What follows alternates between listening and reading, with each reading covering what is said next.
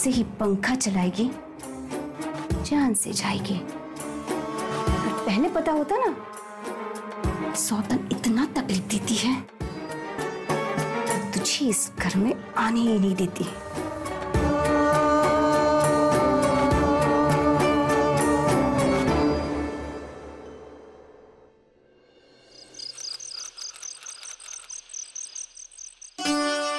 देखो, घबराने की कोई जरूरत नहीं है।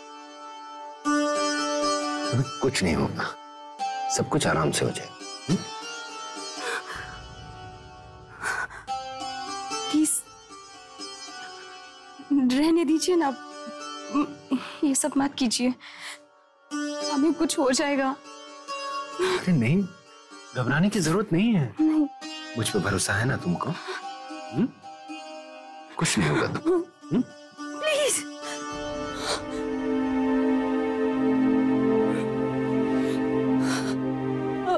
आदिल, हमारी जान निकल जाएगी।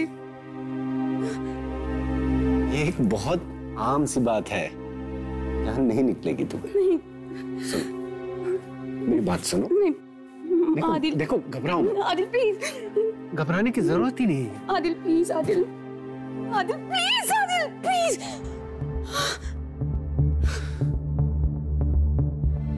मेरी तो किस्मत ही फूट गई तुमसे निकाह करके। ये सुख तुम मुझे दे ही नहीं सकती।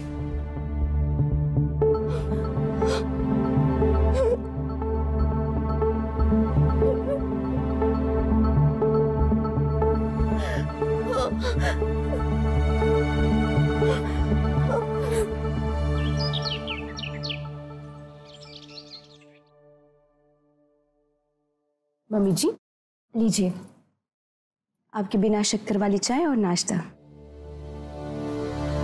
नहीं चाहिए मुझे तेरी बनी हुई चाय और नहीं तेरा बना हुआ नाश्ता। एक छोटी सी खुशी तो दे नहीं पाई तो मुझे और मेरे बेटे को।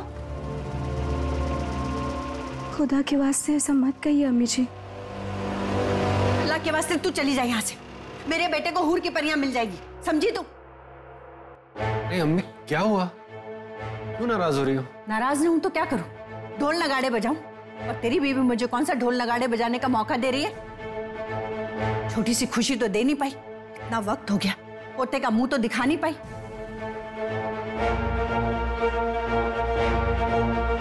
अम्मी, अम्मी, जब वक्त आएगा, अल्लाह की रजा होगी तो सब कुछ हो जाएगा।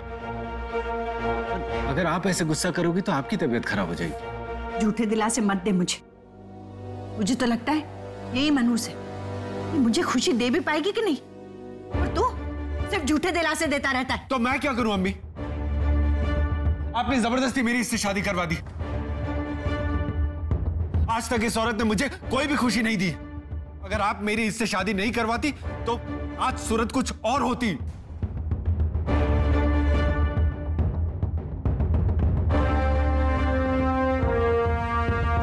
मैं चलता हूं, मुझे दुकान जाना है।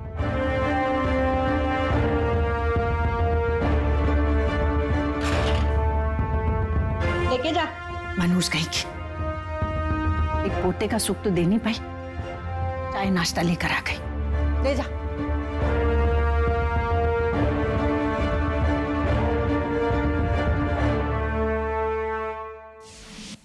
सुनिए, हमें माफ कर दीजिए। हम समझ नहीं पा रहे कि ये सब कुछ हमारे साथ ही ऐसा क्यों हो रहा है। इतने साल हो गए हमारी शादी को, लेकिन जब हम पास ही नहीं आएंगे तो बच्चा कैसे होगा? पता नहीं क्यों हमें बहुत डर लगता है ये सब करने से। कितनी बार समझाया तुमको कि किसी भी शादीशुदा कपल के लिए ये एक आम सी बात है, लेकिन तुम्हारी समझ में नहीं आती। सुनिए ना, ठीक है, हम पूरी कोशिश करेंगे, लेकिन प्लीज आप ऐसे नाराज होकर मत जाइए। आज रात हम अपने आप को समझाकर पूरी कोशिश करेंगे कि आप हमसे मायूस नहीं। ठीक है, मैं अभी दुकान के लिए निकल रहा हूं।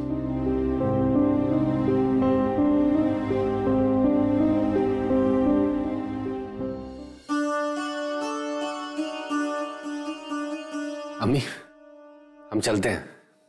अल्लाह हाफिज। अल्लाह हाफिज बेटा।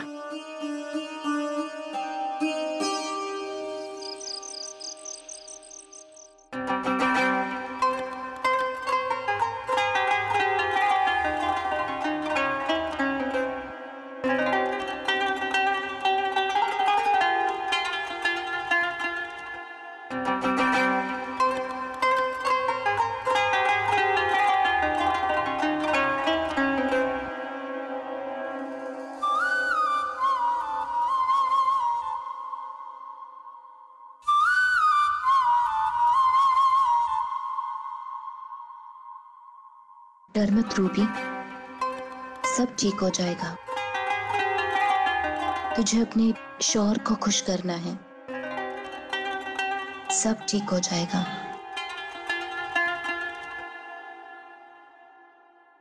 अरे आदिल भाई, आप जल्दी जा रहे हैं आज आपकी भाभी को टाइम देना है ना, इसलिए निकल रहा हूँ। वो बच्चे का मसला हल हुआ?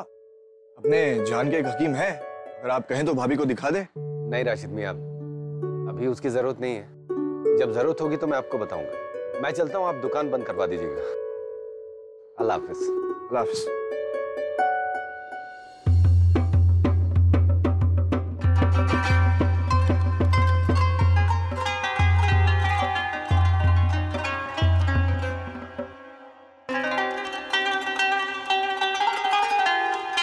अरे वाह, मैं अभी फ्रेश होकर आता हूं।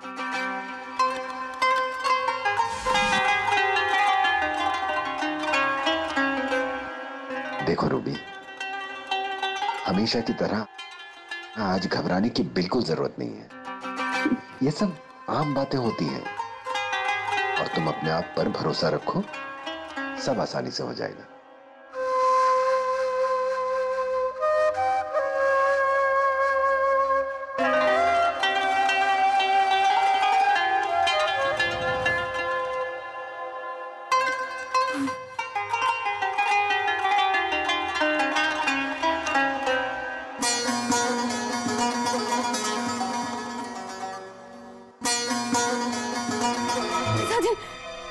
हमसे नहीं होगा ये, हमसे ये नहीं हो पाएगा आदिल। आदिल, दुल्हन, सब ठीक तो है?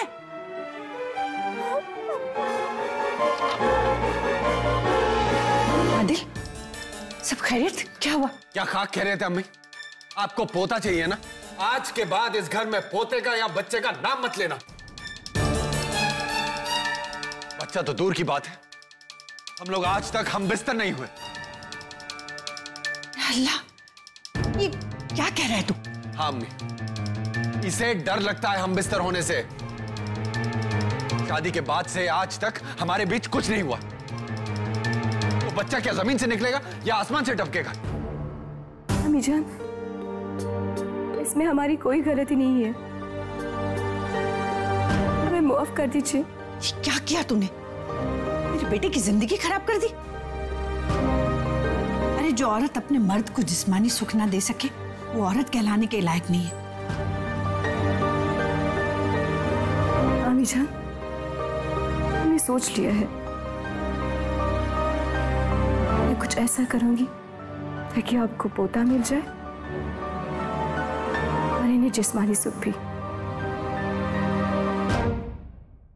कई बार लोग अलग अलग तरह के फोबिया का शिकार होते हैं। जैसे किसी को ऊंचाई से डर लगता है, किसी को लिफ्ट में जाने से डर लगता है, तो किसी को छत पर लगे पंखे को देखकर डर लगता है, और कुछ लोगों को पानी से डर लगता है।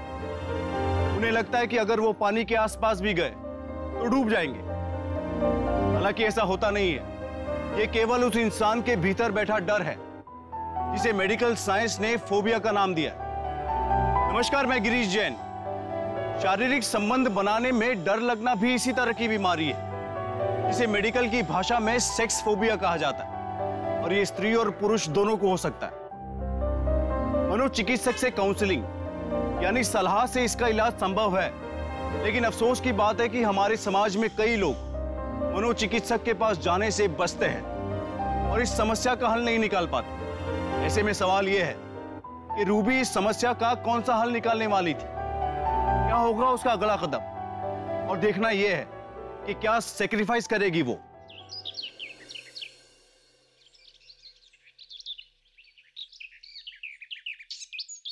क्या आपको ये निकाह कबूल है? कबूल है। यहां दस्तखत कीजिए।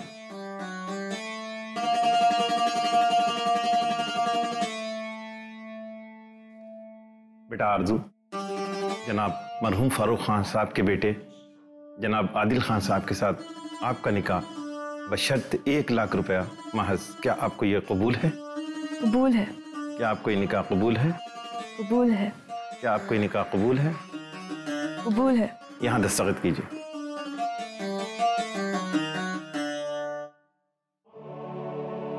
अब आप दोनों मियाँ बीवी बन गए।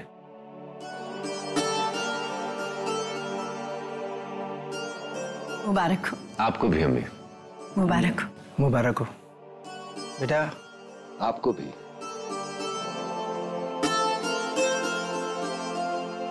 आपने जो हमसे वादा किया था उसे जरूर पूरा कीजिएगा। बिन माँ की बच्ची है, बड़े लाड और चाव से पाला है हमने। अब आपके हवाले छोड़ के जा रहा हूँ। आपको जुबान दी है, आपकी बेटी का ख्याल रखेंगे, बहन बनाकर रखेंगे इस घर में इसे। बेटा हम लोग बहुत गरीब लोग हैं, वो तो मेरी बेटी की किस्मत अच्छी है, इतने बड़े घर में निकाह हुआ है इसका।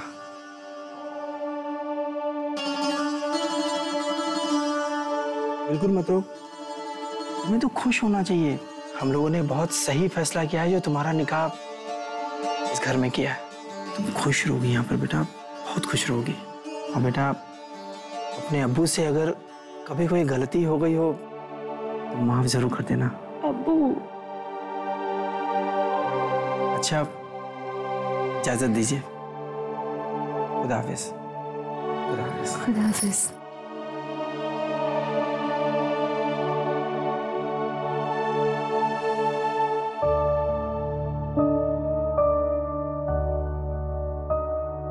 आगे का रास्ता तुम्हें तय करना है। अब अपने शौहर को तुम्हारे हवाले कर रही हूँ।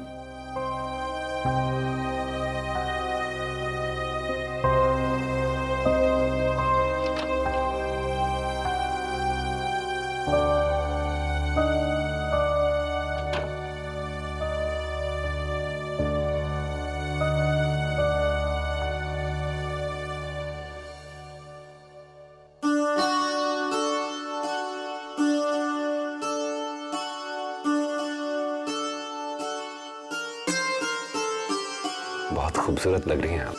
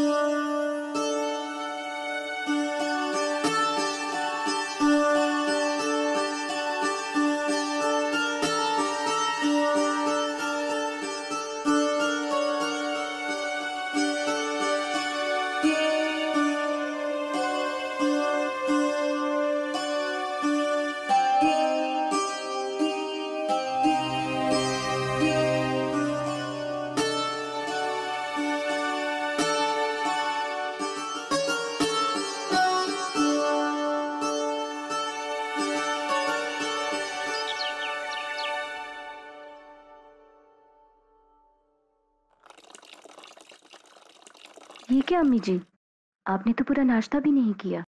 बस हो गया।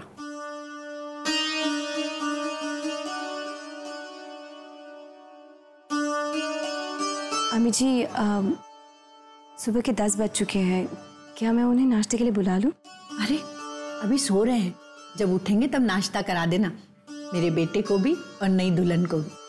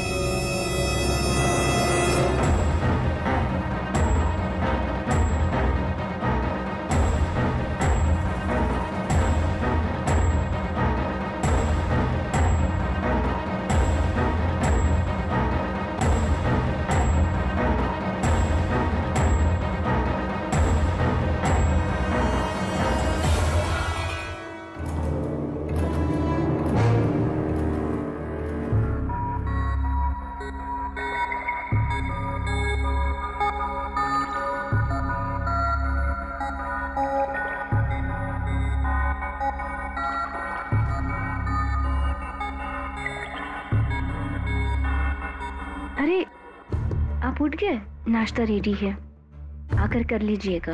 हाँ ठीक है, तुम आरजू को भी उठा दो, हम साथ में ही नाश्ता करेंगे।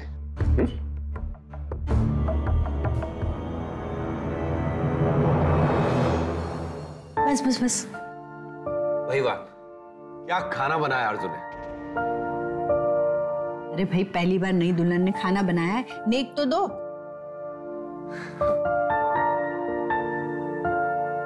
ये अरे नहीं नहीं, इसकी क्या जरूरत है? अरे रख लो। अरे बेटा रख लो, शौहर को कभी मना नहीं करते। हाँ शुक्रिया। नई दुल्हन के आने के बाद में घर में खुशियां ही खुशियां आ गई हैं, वरना इस घर में तो मातम ही पसरा रहता था।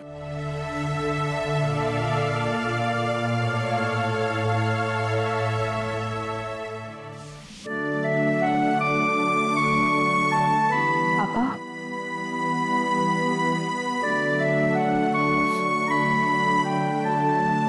हमने ही तुम्हारा निकाह करवाया है। हमारी ही जिंदगी खराब हो गई है इस घर में। हम अपनी बेइज्जती बर्दाश्त नहीं कर सकते।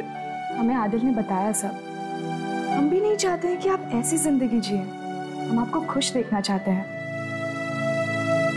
ये लीजिए, उनसे मिलिए, आपका डर निकल जाएगा। देखिए, इसमें घबराने की कोई बात नहीं। इस तरह का फोबिया औरतों में नहीं, आदमियों में भी पाया जाता है। और आपको प्रॉपर काउंसलिंग की जरूरत है। आप बिल्कुल ठीक हो जाएंगे। आपका ये डर पूरी तरह से निकल जाएगा।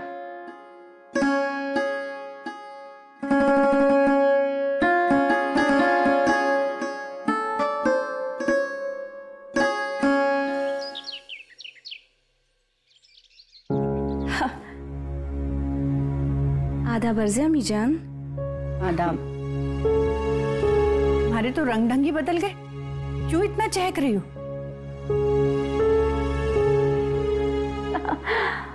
अम्मी जान, हम आपको बहुत जल्दी खुशखबरी सुनाने वाले हैं।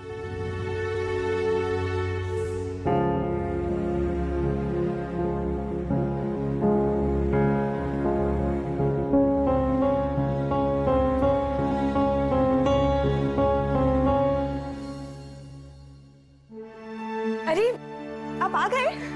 दीजिए बैग दीजिए। हाँ, बस थोड़ी देर हो गई आने में। अम्मी ने खाना खा लिया? हाँ जी, अम्मी ने खाना खा। आप चलिए ना, आपको कुछ तोहफा देना चाहते हैं। आइए ना। पर क्या तोहफा? आप अंदर आएंगे तो ही बताएंगे हम। पर कौन सा तोहफा? आइए तो सही। लेकिन चलिए तो।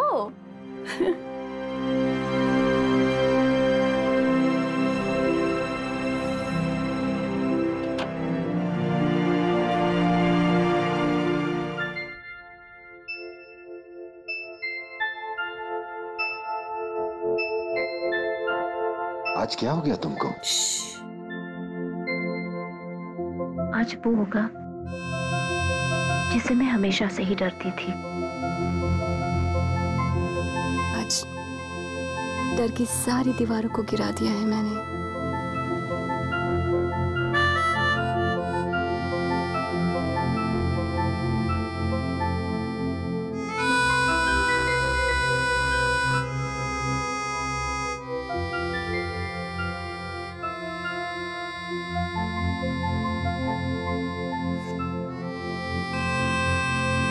मुझे तो यकीन ही नहीं हो रहा। आज कुछ मत कहिए, कुछ मत कहिए।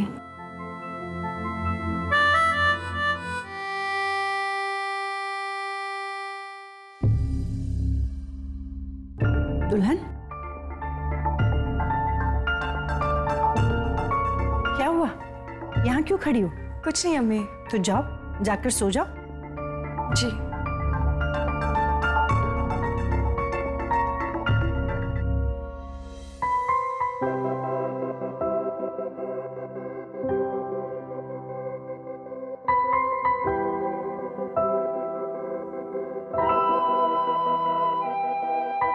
देखा, मैंने कहा था ना, ये तुम्हारा डर है। निकल जाएगा। निकल गया ना? रूबी, ये सब हुआ कैसे? एक लेडी डॉक्टर ने काउंसलिंग की है मेरी। चलो जो भी हुआ बहुत अच्छा हुआ। अगर ये सब पहले हो जाता तो खैर छोड़ो। असल मायने में हमारी सुहागरात आज हुई है। तुम्हें याद है जब पहले हमारी सुहागरात नहीं हो पाई थी, मैंने तुम्हें कोई गिफ्ट नहीं दिया था। आज दूंगा। बोलो क्या चाहिए तुमको? दोगे? हाँ जरूर। सच्ची? अरे क्यों नहीं दूंगा, मांगो तो सही।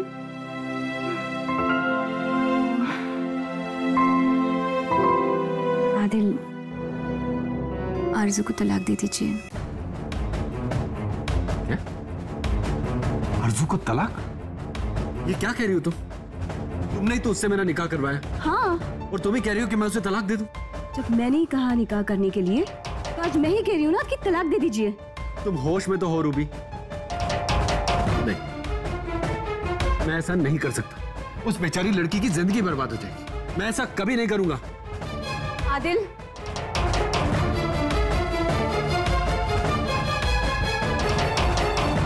आपको तो ये करना पड़ेगा, हर हाल में करना पड़ेगा।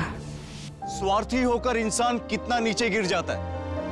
जब रूबी को घर में अपनी जगह बचाए रखने के लिए आरजू की जरूरत थी, तब उसने उसकी शादी अपने शौहर आदिल से करवा दी। लेकिन अब जैसे ही उसकी जरूरत खत्म हो गई, वो आरजू को घर से निकलवाने पे तुली। वो ये भी भूल गई कि उसके इलाज में आरजू ने ही उसकी मदद की थी। लेकिन अब उसे घर में दूसरी औरत मंजूर नहीं थी। लेकिन यहाँ गलती तो रूबी की ही थी, क्योंकि उसी ने अपने घर में अपनी सौतन को बुलावा दिया था। लेकिन वो कहते ना, एक म्यान में दो तलवारें नहीं रह सकती, ठीक वैसे ही एक घर में दो सौतनें नहीं रह सकती। अब देखना यह है कि रूबी आरजू को तलाक दिलवाने के लिए किस हद तक जाएगी।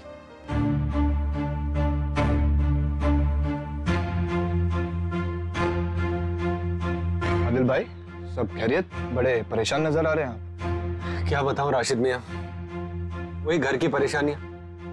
जब से दो शादियां की है, ना घर का रहा हूं ना घाट का। रोज कुछ ना कुछ टेंशन लगी रहती। मैंने तो आपसे पहले ही कहा था, एक म्यान में दो तलवार कभी रह ही नहीं सकती। मेरी बात मानो, आप एक बीवी को तलाक दे दो। अरे कैसी बातें कर रहे राशिद मियां? शादी और तलाक मजाक है क्या? कि जब चाहे शादी कर ली, जब चाहे तलाक ले लिया? ऐसा थोड़ी होता है।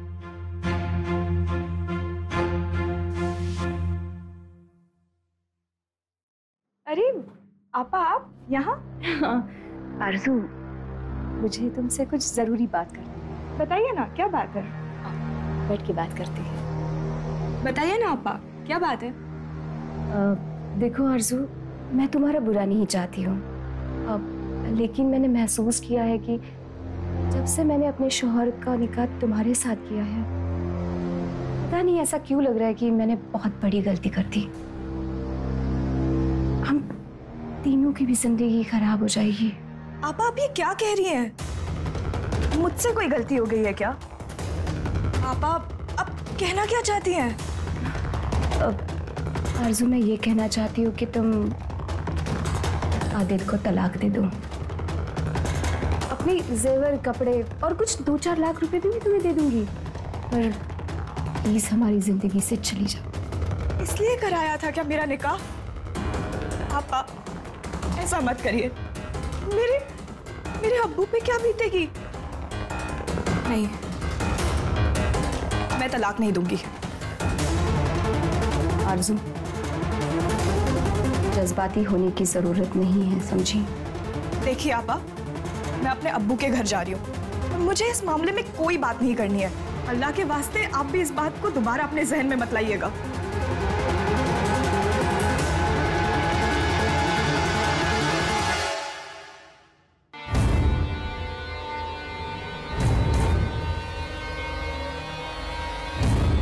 ज्वेलरी कहाँ गई?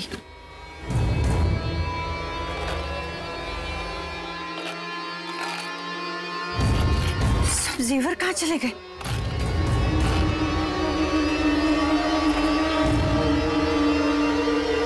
नहीं तो रखे थे जेवर, कहाँ चले गए?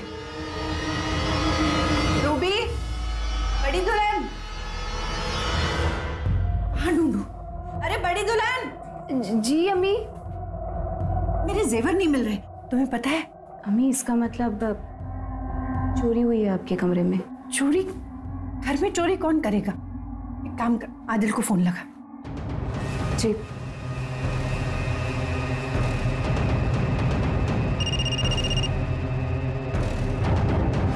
हेलो। अस्सलाम वालेकुम मम्मी। वालेकुम सलाम। क्या बात है अम्मी, आप घबराई हुई क्यों है? घबराऊं नहीं तो क्या करूं? मेरे जेवर नहीं मिल रहे घर में, कहीं पर भी नहीं। क्या? अम्मी आप बिल्कुल मत घबराइए, मैं अभी वहां आता। जल्दी आ जाना। अल्लाह हाफिज।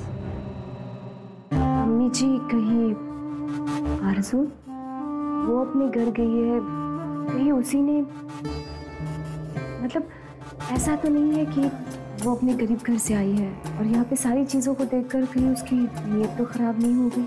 शायद अपने गरीब अब्बू को मदद करने की गुटी हो उसमें। अगर ऐसा है तो उसका कमरा देखना चाहिए, शायद कुछ पता चले। आप सही कह रही हैं अम्मा, चलिए हम ढूंढते हैं। इसमें कुछ भी नहीं है।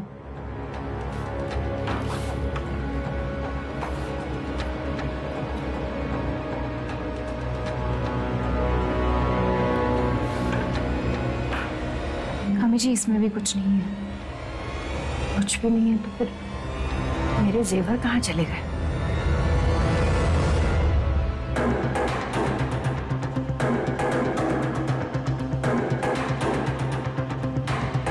ये तो मेरा झुमका है, मतलब चोरी किसी ने की है। मैं उसे एक गरीब घर की लड़की समझकर बिना दहेज के निकाह करके अपने घर ले आई, वो यहाँ का माल उधर पहुंचा रही है। छूंगी नहीं मैं उसे, आने दो। माना कि तुम गरीब घर की, पर यहाँ तो तुम्हें सब कुछ मिल रहा है ना, फिर क्यों किया ऐसा तुमने? बोलो कहाँ है मेरे जेवर? ठीक से बता दो, नहीं तो यहाँ रहने नहीं दूंगी, इस घर से बाहर निकाल दूंगी। तुमको ऐसा नहीं करना चाहिए था आरज़ू। मम्मी हम ऐसी हरकत कभी कर ही नहीं सकते हैं, सब रूबी आपा की साजिश है। मैं? वो क्यों ऐसा करेगी? उसने तो तुम्हारा निकाह करवाया ना?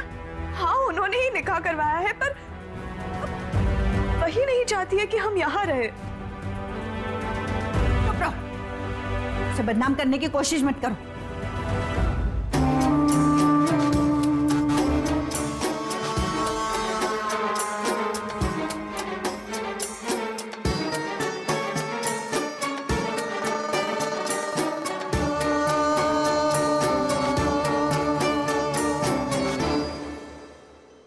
क्या हुआ? कहाँ जा रहे हैं आप? वो मैं आरज़ू को देख कर आता हूँ, उसने अभी तक खाना भी नहीं खाया। आदिल मेरा जी बहुत घबरा रहा है, अजीब से उलझन हो रही है और सर भी बहुत चकरा रहा है मेरा। प्लीज आदिल मुझे यहाँ पर अकेले छोड़कर मत जाओ, नहीं तो अकेले में मुझे कुछ हो जाएगा। नहीं, तुम्हें कुछ नहीं होगा, तुम आराम करो, लेट जाओ। मैं कहीं नहीं जाऊंगा, यही हो।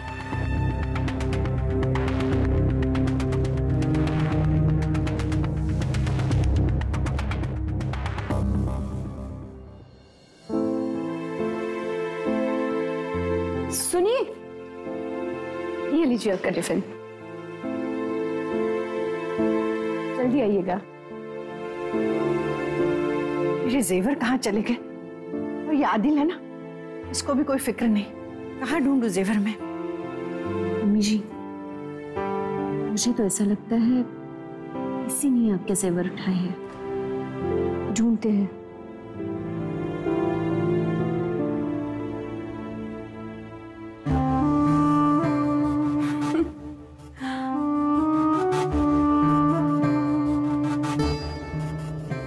क्यों मोहतरमा, तेसुई बहाली है खूब? अभी तेसुई रुकनी नहीं चाहिए।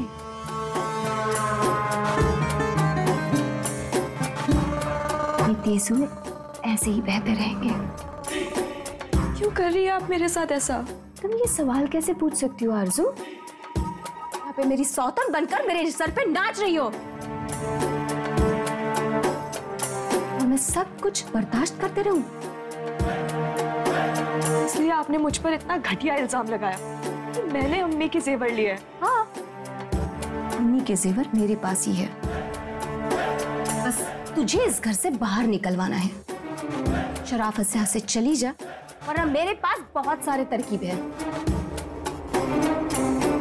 मैंने तो ये छोटा सा इल्जाम लगाया तुझ पर चोरी का, सीधी तरीके से नहीं मानी ना तो समझ लेना मैं क्या करूंगी। सब्जी, चली जा इस घर से, छोड़िए, चली जाओ। मेरी सौतन बन के आई हो, मेरे सिर पे नाच रही हो। बस करो, बस करो। शर्म नहीं आई तुम्हें? अब यहाँ दिल को जाकर बताती हूँ। नहीं अम्मी जान, अम्मी जान। आरज़ू, मुझे माफ कर दो। बिना सोचे समझे हमने तुम पर इतना बड़ा इल्जाम लगा दिया, रूबी के कहने पर। अम्मी, रूबी को हम बिल्कुल माफ नहीं करेंगे और उसे इस बात की सजा जरूर देंगे। इस बार तो उसने सारी हदें पार कर दी।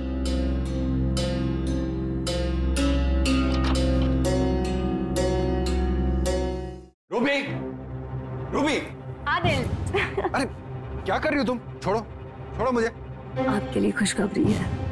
कैसी खुशखबरी? मैं अम्मी और आप अब्बू बनने वाले हैं।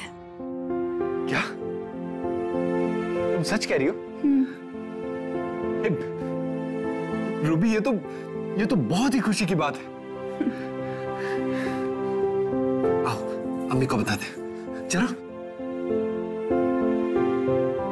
अम्मी, अम्मी,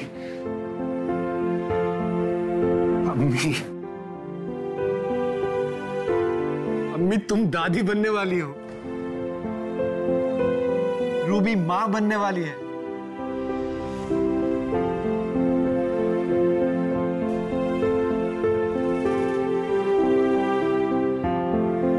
अल्लाह का लाख लाख शुक्र। दुल्हन,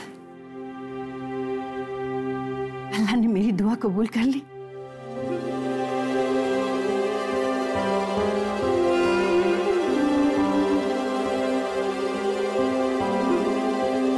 ये लो, बड़ी दुल्हन का सदका दे देना। तुम जेवर के बारे में भूल जाओ, तुमसे कोई कुछ नहीं कहेगा। मेरे बाद तो वो तुम्हारे ही होने थे ना। बस तुम मेरे होने वाले पोते का और अपना ख्याल रखना।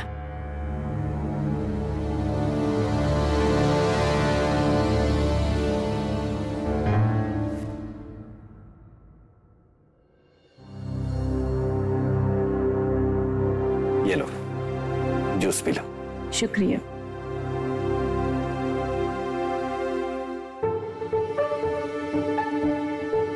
आप खुश तो है ना?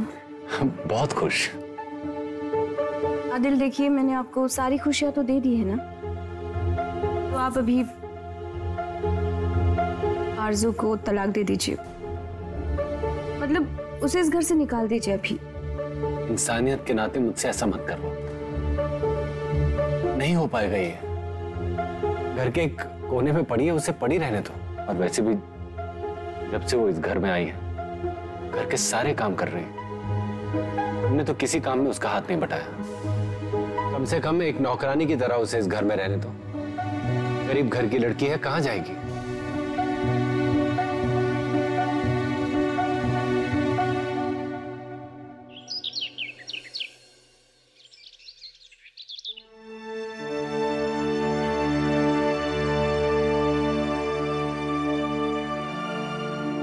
अम्मी, हम बाजार से सामान लेके आते हैं। ठीक है, आते वक्त बड़ी दुल्हन के लिए फल फ्रूट्स ले आना और जल्दी आ जाना आके गोंद के लड्डू बनाने।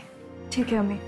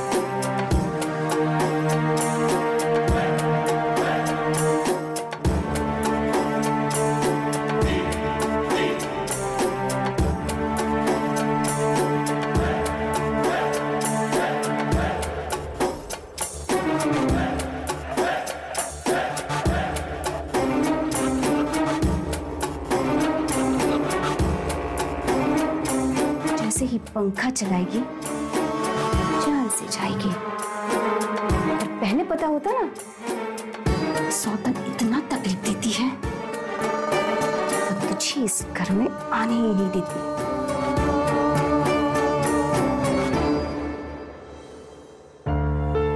जैसे ध्यान रखा अपना।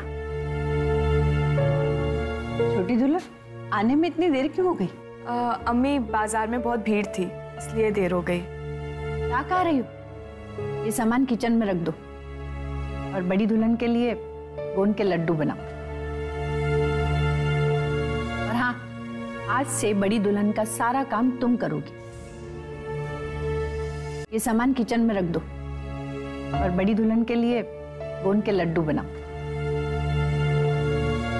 और हाँ, आज से बड़ी दुल्हन का सारा काम तुम करोगी।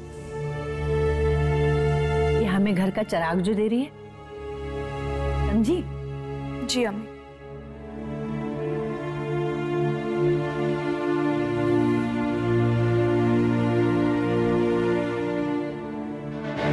आदिल, तुम इतनी दोपहर में कैसे आ गए? कुछ पेपर चाहिए थे, उन्हीं को लेने आया। कौन से पेपर? आप बैठिए, मैं लेकर आया। अरे वो दुकान के पेपर्स थे, कहीं कहीं रखे थे। आरजू, दुकान के पेपर्स कहाँ रखे? पेपर्स ड्रॉर में है, मैं लेके आती हूँ। नहीं, मैं ले लूंगा। नहीं आदिल, आप बैठिए ना, मैं ले आती हूँ। अरे तुम बैठो, आदिल अपने आप ले लेगा। तुम बस आराम करो, ऐसी हालत में कहीं इधर उधर ज्यादा घूमना नहीं है। मेरे खानदान का चिराग देने वाली हो तुम।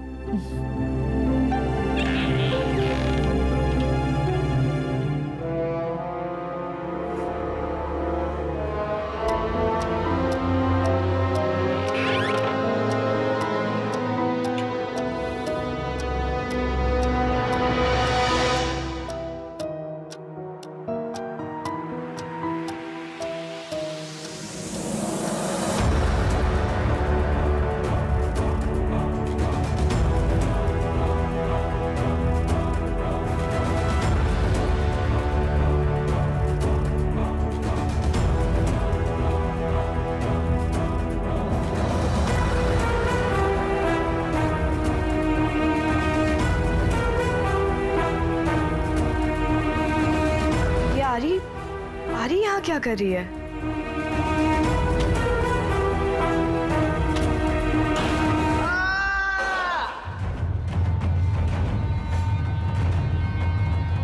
आदिल, आदिल, आदिल,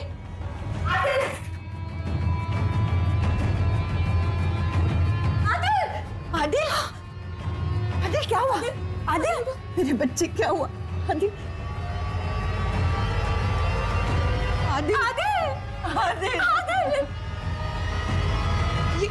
ये आरी, अम्मी पंखे को काटा गया है, इसने मारा है आदिल को।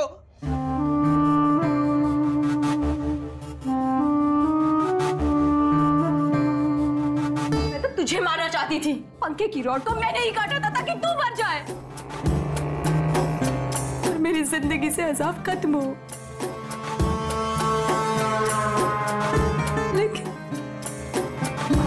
लेकिन मैंने ये क्या कर दिया? अपनी सुहाग को अपने हाथों से खत्म कर दिया। आदिल, खुद निकाह करके लाई थी ना इसका, अपनी सौतन बनाकर लाई थी इस घर में। इसकी खून की प्यासी हो गई, मेरे बच्चे को मार डाला। माफ कर दीजिए अम्मी मुझे। अम्मी भले ही तुम्हें माफ कर दे, पर मैं तुम्हें जिंदगी भर माफ नहीं करूंगी। तुमने अपना ही सुहाग नहीं, मेरे भी सुहाग को उजाड़ा है। तुम्हें इसकी सजा जरूर मिलेगी। हाथ मत लगाओ उसे। Hello police. दूसरों के लिए गड्ढा खोदने वाला कभी इस बात को नहीं समझता कि जिस गड्ढे को वो किसी और के लिए तैयार कर रहा है, उस गड्ढे में वो खुद भी गिर सकता है। और यही हुआ रूबी के साथ भी। वो अपने पति को किसी के साथ बांटना नहीं चाहती थी, इसीलिए उसने अपनी सौतन को मारने का प्लान बनाया। लेकिन उसके प्लान का शिकार उसका शौहर ही हो गया और उसने अपने पति को हमेशा के लिए खो दिया। इस तरह के रिश्तों में खटास आम बात है, जो क्योंकि कोई भी औरत अपने पति को बांटना गवारा नहीं कर सकती। रूबी की पहली गलती वही थी और उसके बाद वो गलतियों पर गलतियां करती गई और अंत में उसकी गलतियों ने उसे जेल की सलाखों के पीछे पहुंचा दी। आरजू और तस्लीमा ने उसे पुलिस के हवाले कर दिया। न उसके गुनाहों की सजा कानून ने उसे दी। अपने रिश्तों को उलझाना हमेशा गलत साबित होता है और कई बार ये अपराध की सीढ़ी बन जाता है। अगर रूबी ने अपने पति की दूसरी शादी करवाने की बजाय डॉक्टर से सलाह लेने का रास्ता चुना होता, आज वो इस मकाम पे ना खड़ी होती। अगर उसने आरजू के एहसानों का सिला अच्छे से दिया होता, आज वो अपना सब कुछ खोकर जेल में ना होती। याद रखिए, अपने आसपास के साथ अपने भीतर पनपने वाले अपराध से भी अलर्ट रहना जरूरी है। इसी के साथ मैं गिरीश जैन क्राइम अलर्ट के इस एपिसोड में आपसे विदा लेता हूं। फिर मिलूंगा ऐसी एक सच्ची घटना के साथ। तब तक be alert, be safe. Crime alert, जुर्म के खिलाफ आवाज।